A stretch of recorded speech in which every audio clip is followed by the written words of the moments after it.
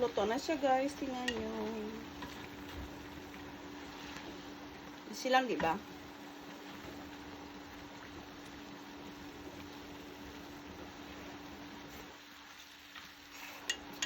Ang sarap.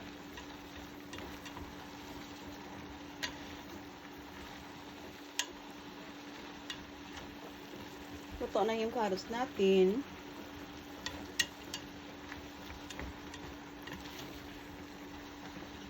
Yan. Oh my God! I'm sorry. Nahulog yung ano ko. I'm sorry. Luto na siya guys. Maglagay lang ako ng 7 spice kasi masarap yung mag-7 spice. Itong 7 spice yung ginagamit ko guys.